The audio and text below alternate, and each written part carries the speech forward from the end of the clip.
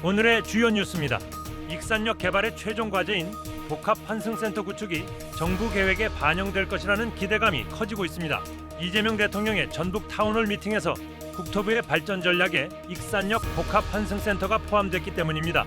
익산시는 다음 달 진행되는 국토연구원 현장 컨설팅에서 공기업이 참여하는 개발 방식 적용을 건의할 계획입니다.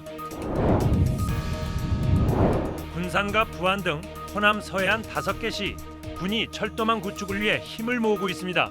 이들 시군은 부안군청에서 업무 협약을 맺고 새만금에서 전남 목포를 잇는 국가철도망 계획 반영에 공동 대응하기로 했습니다. 전국 케이블 TV 사업자들이 업계의 어려움을 호소하며 정책 지원을 촉구하고 나섰습니다. 3개월 내로 지원책을 마련하지 않는다면 업계 차원의 조치는 불가피하다고 강조했습니다. 연애 감정을 이용해 돈을 갈취하는 이른바 로맨스 스캠 범죄가 빠르게 늘고 있습니다. 최근 익산에서도 한 모자가 수천만 원을 해외로 보내려다 우체국 직원의 기지로 막아낸 사례도 있었습니다.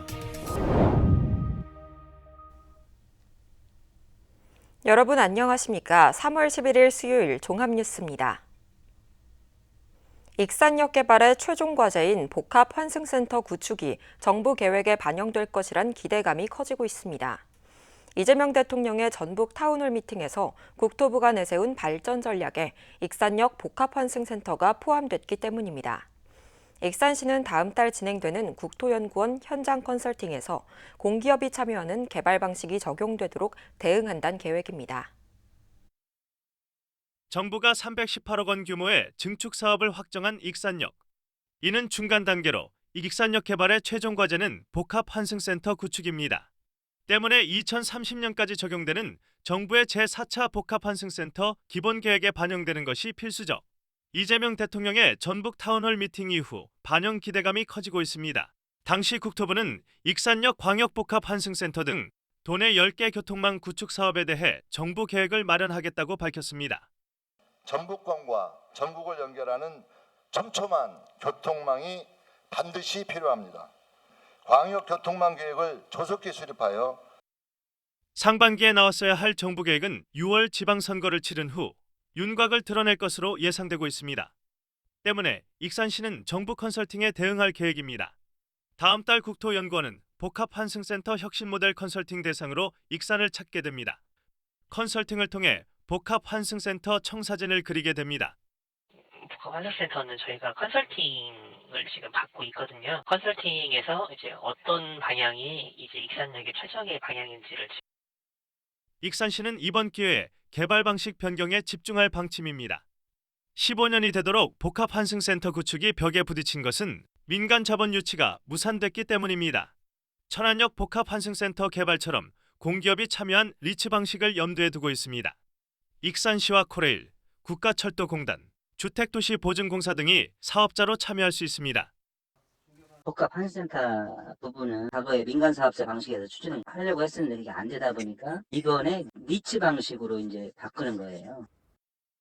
익산역 개발의 최종 단계인 복합환승센터 건립. 정부가 적극 나서기로 하면서 계획 수립에 청신호가 켜진 가운데 새로운 개발 방식이 적용돼 돌파구를 마련할지 주목됩니다. KCN 뉴스입니다. 현대차그룹의 새만금 9조 원 투자와 연계한 후속 지원책을 논의하기 위한 범정부 협의체가 꾸려집니다. 전북도는 총리실이 주도하는 새만금 전북 대혁신 태스크포스가 관계부처가 참여하는 방식으로 가동에 들어가 새만금을 축으로 한 전북 산업전략 논의를 본격화한다고 밝혔습니다. TF는 총리실 주관으로 운영되며 새만금위원회와 산업통상자원부, 과학기술정보통신부, 교육부, 해양수산부 등이 참여합니다. 도에서는 김종훈 경제부지사가 참여하며 현대자동차 새만금 투자 후속 지원 방안과 추가 투자 유치, 산업 기반 조성, 인력 양성 등을 논의할 계획입니다. 새만금 개발청이 현대차그룹의 새만금 투자 계획을 전담할 별도 조직을 꾸렸습니다. 이번에 구성된 새만금 로봇 수소 추진본부는 새만금 개발청 차장을 본부장으로 재정과 계획 지원 등 9개 분과를 두고 있습니다. 현대차그룹은 2029년까지 새만금에 9조 원을 투자해 인공지능과 로봇, 재생에너지를 아우르는 혁신 성장 거점을 구축하겠다고 발표했습니다. 김관영 도지사가 자신이 공약으로 내걸은 제2공공기관 익산 이전에 대해 다시 한번 민선 9기 공약으로 추진하겠다고 약속했습니다. 김 도지사는 오늘 진행된 김대중 도의원의 도정 질문을 통해 4년 전에 공약한 것으로 이제 정부 추진 계획에 맞춰 민선 9기 공약으로 다시 추진하겠다고 말했습니다. 또 익산에 공공기관 한두 개 정도를 유치하는 규모가 아니라 제대로 추진하겠다는 뜻을 밝혔습니다. 정헌율 익산시장과 로컬푸드 직매장 어양점 조합원 비대위가 오늘 긴급 간담회를 가졌습니다. 이 자리에서 정 시장은 불법 운영 집행부 전면 교체와 전체 농가로의 출하 권한 확대, 수익금 농가 환원 시스템 구축을 강조했습니다. 이어 출하 농민 피해를 최소화하기 위해 시청 내에 임시 직매장 운영을 제안했습니다. 이에 대해 조합원 비상대책위원회는 잘못된 부분을 개선하고 익산시가 요구하는 쇄신안을 이행하겠다고 밝혔습니다. 한편 최근 조직된 비대위는 100여 명의 조합원이 참여했습니다. 민주당 전북도지사 후보 선출을 위한 당내 경선이 다음 달 8일 시작됩니다. 민주당 중앙당 선거관리위원회에 따르면 본 경선은 다음 달 8일부터 10일까지 사흘간 실시되며 과반 득표자가 없을 경우 16일부터 18일까지 결선 투표가 진행됩니다. 결선에는 본 경선 상위 2명이 오르며 권리당원 투표와 안심번호 도민 여론조사 각각 절반씩 반영됩니다. 이번 경선에는 김관영 지사와 안호영, 이원택 국회의원 등 3파전으로 치러집니다. 호남 서해안 5개 시군이 철도망 구축을 위해 힘을 모으고 있습니다. 이들 시군은 오늘 부안군청에서 업무 협약을 체결하고 새만금에서 전남 목포를 잇는 국가철도망 계획 반영에 공동 대응하기로 했습니다. 부안과 고창 단체장 2명, 군산 부시장, 전남 영광, 한평 부군수가 한자리에 모였습니다. 이들은 서해안선을 제5차 국가철도망 구축 계획에 반영하기 위해 업무 협약을 체결했습니다. 5개 시군이 힘을 모아 공동 대응하고 협력해 나간다면 서해안철도 건설의 필요성과 당위성을 더욱 분명하게 알릴 수 있을 것이며 국가계획 반영에도 큰 힘이 될 것이라. 서해안선은 새만금에서 목포까지 110km 구간으로 총 사업비는 4조 7천억 원 규모입니다. 해당 노선의 경제적 타당성은 0.57로 다른 지역 평균보다 높은 것으로 나타났습니다. BC가 0.572 정도 됩니다. 이 정도면 지방 지역에서 추진이 충분히 경제적 타당성이 확보됐다라고도 얘기할 수 있습니다. 왜냐하면 다른 지역 같은 경우 뭐 전라선 고속화나 이런 것들은 0.2밖에 나오지 않습니다. 근데 이거는 신규 노선이기 때문에 생각보다 BC가 높다. 하지만 현재 4차 국가철도망 구축 계획에서는 추가 검토 사업으로 분류된 상태입니다. 서해안 중부권과 동해안, 동서를 잇는 철도망은 잇따라 연결되는 상황에서 호남 서해안만 여전히 철도 인프라가 부족한 실정입니다. 이들 지자체들은 서해안선이 구축되면 현대자동차그룹의 9조 원 투자와 연계한 물류 인프라 조성에 큰 도움이 될 것으로 기대하고 있습니다. 특히 서해안 축의 마지막 단절 구간이 연결되면 서울에서 목포까지 이어지는 국토의 유자형 철도망도 완성됩니다. 5개 시군은 국가철도망 상위 계획 반영을 위해 공동 대응에 나서고 논리 개발과 학술 포럼, 토론회 등을 함께 추진하기로 했습니다. 또 국가철도망 구축 계획에 포함되더라도 예비 타당성을 통과해야 하는 만큼 사전 대응 전략도 마련한다는 계획입니다. 서해안철도가 건설된다면 서울에서 군산을 거쳐 목포까지 군산 중심의 서해안 남북측 철도망이 완성될 것입니다. 이번 협약을 계기로 서해안철도 성공적 추진을 위한 관계 시군 간 협력 체계가 더욱 강화될 것으로 기대됩니다.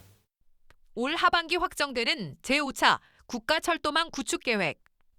5개 시군의 대응 움직임이 본격화되고 있습니다. KCN 뉴스입니다. 올해부터 원광대와 전북대 등 지방의대는 정원의 10% 이상을 지역학생으로 채워야 합니다. 보건복지부는 국무회의에서 지방의 32개 의대가 정원의 10% 이상을 지역의사 선발 전형으로 뽑아야 하는 시행령이 의결됐다고 밝혔습니다. 지역의사 선발 전형은 대학 소재지를 포함해 인근 지역에서 중학교와 고등학교를 졸업해야 하고 재학 기간에도 해당 지역에 거주해야 합니다. 군산시의회가 의정활동 과정에서 발생한 소송 비용을 지원하는 조례 개정안을 통과시켰습니다.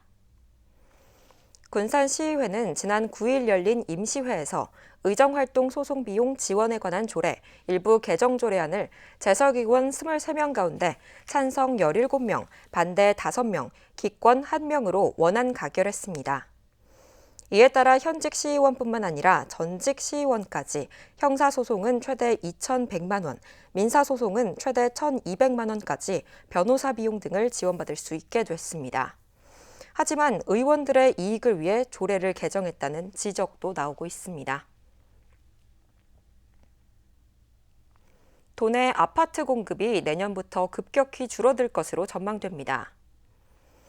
한국부동산원에 따르면 도내 공동주택 입주 예정 물량은 올해 6,349가구, 내년 2,370가구로 집계됐습니다. 특히 올해 대비 내년 입주 예정 물량은 63% 감소하는 것으로 나타나 공급 감소폭이 매우 큰 것으로 분석됩니다. 같은 기간 경기 지역은 14만 6천여 가구, 서울은 4만 4천여 가구가 입주할 예정인 반면 전북은 1만 가구에도 못 미치는 규모입니다. 전국 케이블 TV 사업자들이 업계의 어려움을 호소하며 정책 지원을 촉구하고 나섰습니다. 3개월 내로 지원책을 마련하지 않는다면 업계 차원의 조치는 불가피하다고 강조했습니다. 한국 케이블 TV 방송협회가 정부 차원의 정책연구반 구성을 제안했습니다. 케이블 TV 업계가 구조적 붕괴에 진입한 기저에는 정책적 공백이 있다며 산업의 지속을 위해서라도 정부 차원의 지원책이 필요하단 겁니다. 이에 정부와 업계가 함께 참여하는 연구반을 구성해 3개월 이내로 정책 방향 로드맵을 마련하자고 요구했습니다. 그러나 지금 SO 산업이 겪고 있는 위기는 개별 사업자의 문제가 아니라 정책 공백이 초래한 구조적 위기라는 점을 분명히 하고 싶습니다. 각 케이블 TV SO 사업자들은 정책 연구반의 방향성을 크게 4가지로 잡았습니다. 정부의 규제 패러다임 전환과 유료 방송의 지속성 확보, 홈쇼핑 수수료 등의 대가 재원 균형 확보, 산업의 출구 전략 모색 등입니다. 특히 가장 시급하게 바뀌어야 할 정부의 정책 틀에 대해서는 허용된 것만 하게 하는 방송법의 포지티브 규제를 들었습니다. 글로벌 OTT 등 비규제 사업자와 경쟁하기 위해서는 혁신적으로 사업을 시도할 수 있게끔 규제를 풀어야 한다고 강조했습니다. 지금은 요금, 상품 구성, 편성, 영업, 모든 걸 계약, 모든 것을 법에서 정해진 대로만 해야 되고 시장 상황이 OTT나 어떤 새로운 사업자가 진입해서 상황이 변했는데도 법이 바뀌지 않는 한 여기에 있는 사업자분들은 그 법에서 정해진 대로만 해야 되는. 또 이번 간담회에선 지역 채널 의무에 부합할 만한 공적 지원책 마련의 필요성도 언급됐습니다. 케이블 TV 방송국은 허가된 사업자로서 지역 채널 운영과 지역 특화 재난방송 진행, 기초단체장 등 중앙에선 집중하지 않는 기초단위 선거방송까지도 도맡고 있는 상황입니다. 이런 책임은 지고 있지만 법적 지역방송 지위도 재정 지원도 없다며 필수 공익매체로 지정해달라고 요구했습니다. 우리 직원들은요, 축제기간이라고 스스로들 명명을 하고 있어요. 힘든 기간이지만 우리 회사가 우리 회사의 가치를 알리고 세상에 어느 방송사도 하지 못하는 그런 일을 우리가 스스로 할 수 있다는 자부심으로, 그게 저는 지역 채널의 정체성이고 가치라고 생각합니다. 한편 협회는 이번 제안을 정부가 받아들이지 않는다면 업계 차원의 조치를 마련할 수밖에 없다고 경고했습니다. 우선 방송통신발전기금 납부를 전면 유예하겠다고 밝혔습니다.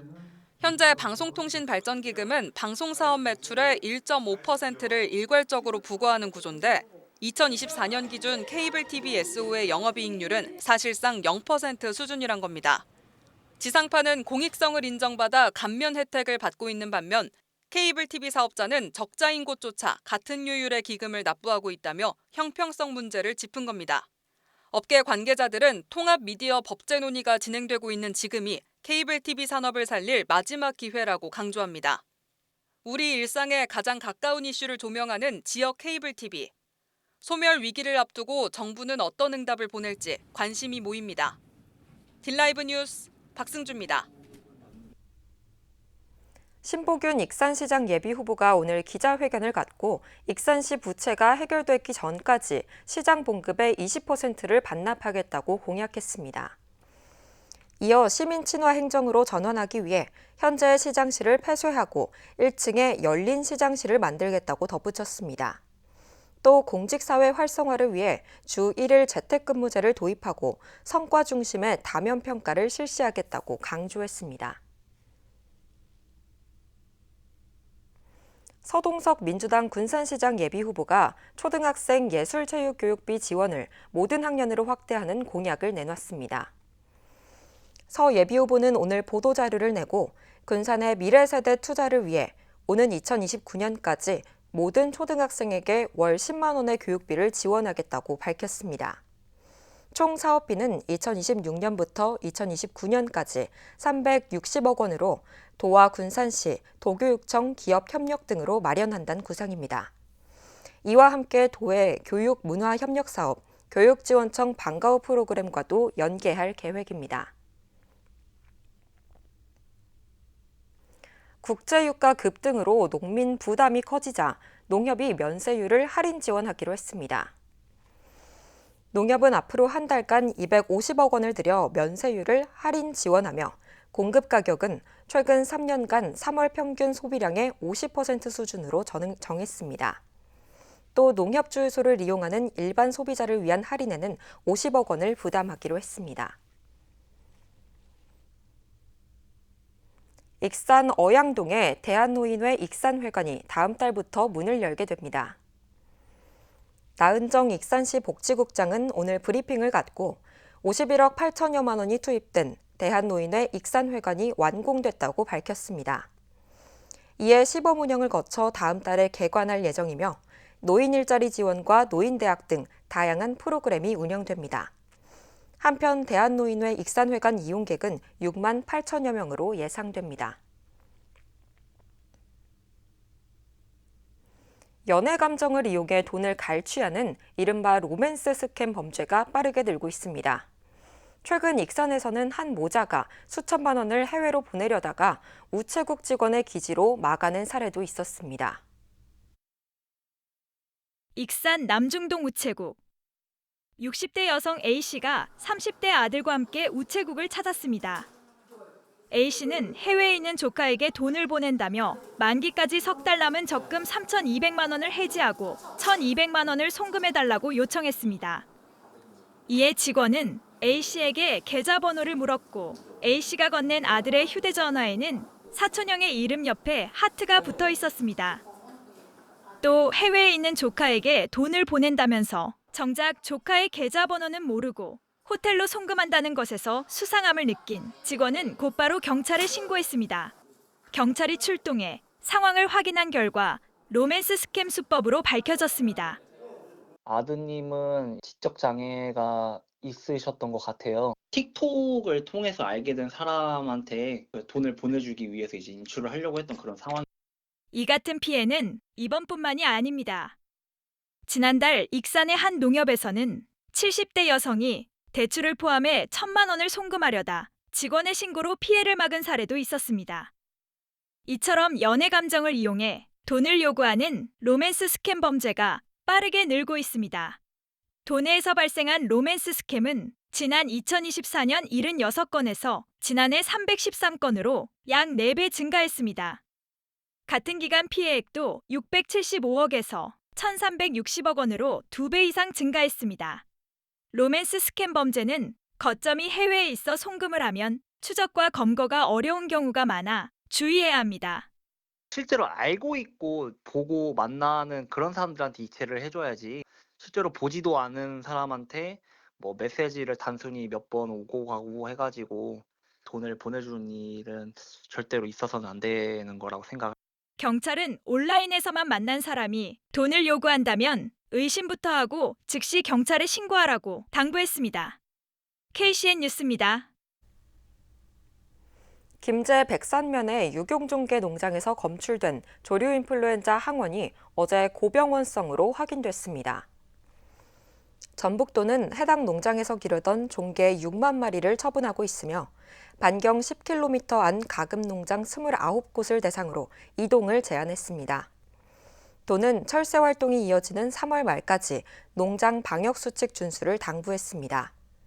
이번 동절기 국내 가금농장 고병원성 AI 발생 건수는 55건으로 늘었으며 도내에서는 5번째입니다. 익산시의 로컬푸드직 매장 어양점 정상영업이라는 현수막 철거 요구에 조국혁신당이 반발했습니다. 익산시는 정상영업은 허위사실이라며 5개 광고물법 위반 등을 들어 철거해야 한다는 입장입니다. 이에 대해 조국혁신당은 논평을 내고 해당 현수막 문구는 현장에서 농산물 판매와 소비가 실제로 이루어지고 있음을 알리는 정보 제공 차원의 표현이라고 반박했습니다. 이어 익산시의 행태는 민생 현수막을 탄압하는 표적 행정이라고 지적했습니다. 익산시가 남성 육아휴직 장려금을 지원합니다. 100명 미만 중소기업에 다니는 남성 육아휴직자가 대상이며 월 30만 원씩 최대 3개월간 지원됩니다. 신청은 주소지 행정복지센터에서 이루어지고 올해 사업 예산은 3,960만 원으로 선착순 지원됩니다. 해상교통수단인 연안여객선 운임 정책을 제도화해야 한다는 지적이 나왔습니다. 한국해운조합 서해지부는 어제 민주당과 국민의힘 전북도당을 방문해 연안여객선 운임 지원을 공약에 반영해달라고 요구했습니다.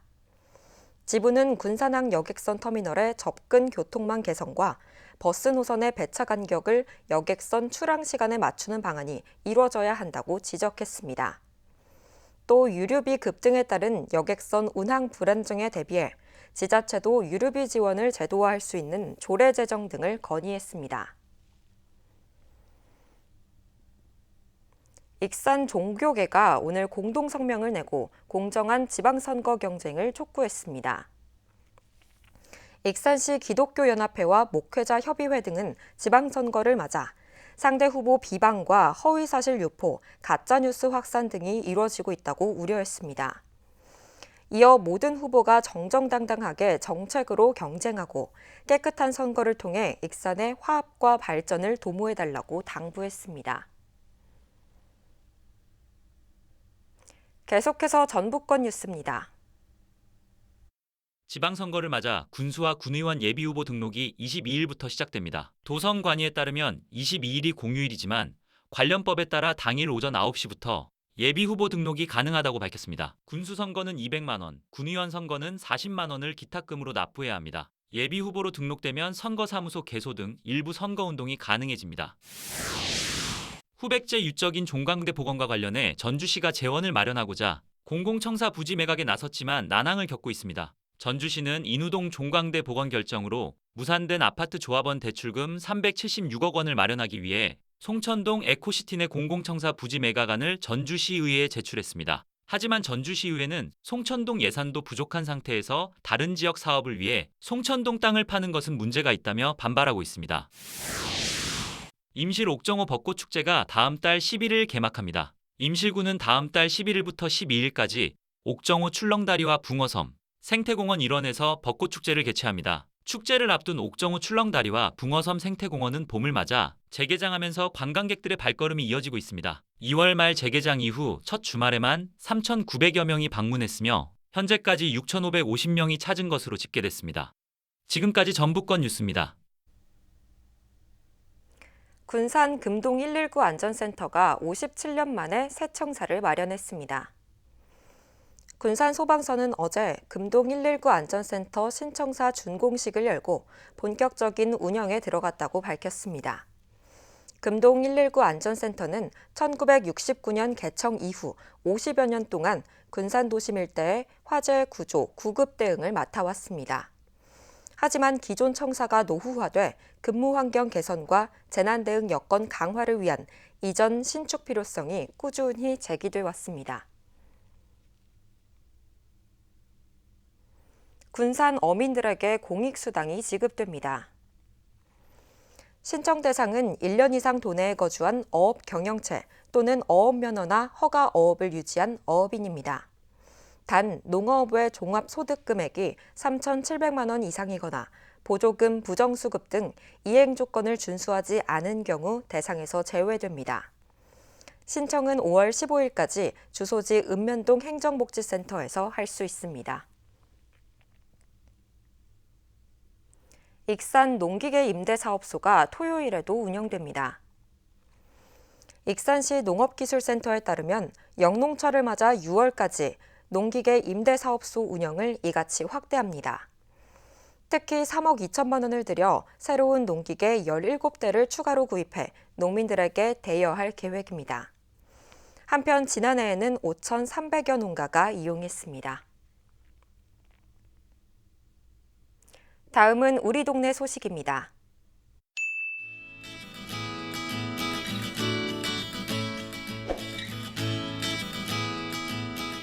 익산시 동산동 지역사회보장협의체가 건강업 밑반찬 지원 사업을 시작했습니다.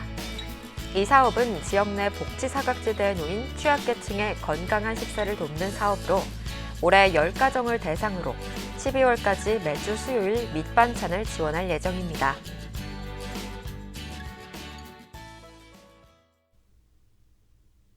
이어서 내일의 날씨입니다.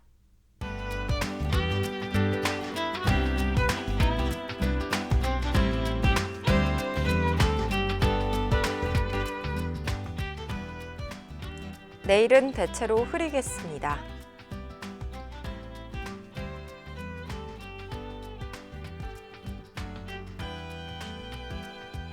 내일 도내 기온은 영하 2도에서 13도까지 오르겠습니다.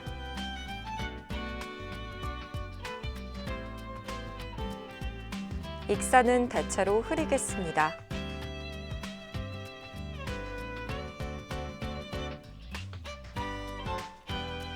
군산도 대체로 흐리겠습니다. 파고는 최고 1m로 잔잔하겠습니다. 날씨였습니다.